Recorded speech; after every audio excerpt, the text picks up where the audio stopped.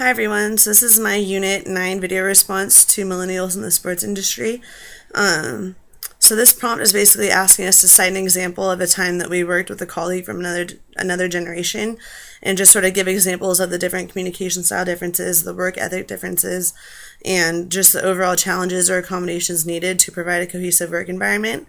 And when I read this prompt, I actually didn't necessarily think of anyone that I'm currently working with in my internship, and I think that's only because the people that I am surrounded with daily in regards to my internship are either millennials themselves or they're at the very end of Generation X, and so I don't really feel that gap just in the people that I'm surrounded with daily. Obviously there's baby boomers and older Generation X people working within the office and around me, but not people that I'm surrounded with daily. And so someone who I actually thought of while reading this article is a coach that I've been out recruiting with quite a few times since I've started recruiting. He's someone who started off as an acquaintance and then over the past couple of months has truly become one of my near and dear friends and someone who I think very highly of.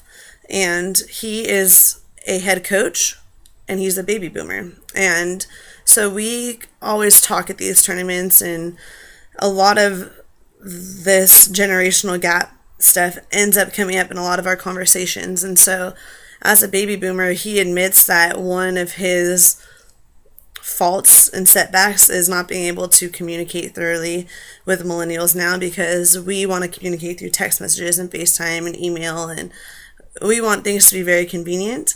And he admits that his style of communication is meeting face to face, sitting down and having a visit, talking on the phone, things that we don't really necessarily do that much anymore. And so he was actually telling me a story about when he got his office, they were taking the landline plug out and putting Wi-Fi in his office, and he sort of panicked because he didn't know how he was going to communicate with the recruits if he didn't have a phone in his office. And his assistants kind of laughed at him and said, we have Wi-Fi, we have text messages, we have email, we can do all of this through our phones, we don't need a landline. And he was sort of just like pushed back by that a little bit, and he just truly didn't know what he was going to do without a landline. And this was pretty recent, and so I thought that was interesting just in regards to communication styles. In regards to work ethic, he is hardworking, he's committed, he's passionate, he is a man of integrity, he puts everything into his job. And that's something that I can admire as a millennial, because we often get the rep of being entitled, we expect everything to be handed to us, we want everyone to be winners and all of this stuff. And although I don't necessarily think that's true as a whole in regards to millennials, I do think that a lot of that is sprinkled throughout our generation and who we've become. And so it's very refreshing to be around a baby boomer who I think so highly of, who truly devotes everything he has into his position.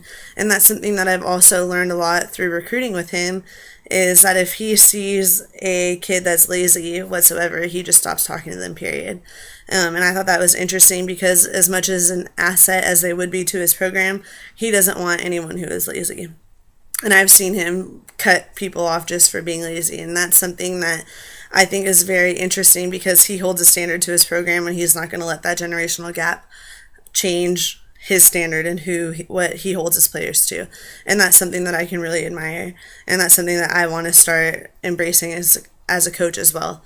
I think just not so much challenges, but just accommodations and things I've learned from him throughout talking to him and seeing him interact with his coaches and the players that he's recruiting, is that he is very good about sort of outsourcing his weaknesses to his assistant coaches. So in the work environment, he's shown that the things that he's not very good at in regards to technology and communication and things like that, he sort of just allows his assistants to take on that role, and because he knows that they understand it more than he does. And so I thought that's something that we can all learn from in regards to generational gaps. Is obviously there's stuff that the millennial generation can do that the baby boomers and Generation X doesn't fully understand, and vice versa.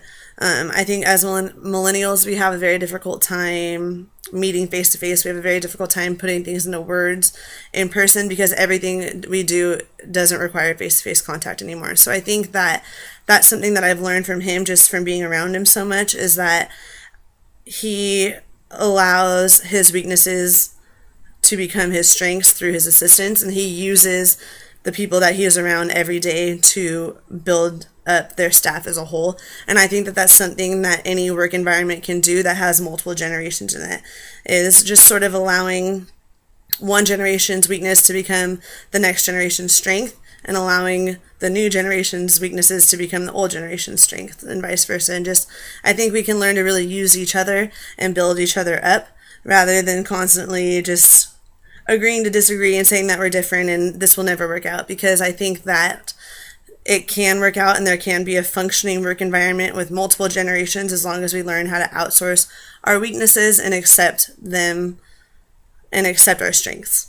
So I think that that's sort of what I've gotten from this chapter overall, is just embracing who we are and allowing and then coming to terms with what we're not. So that's what I've got. Can't wait to hear what you guys have to say. Thank you.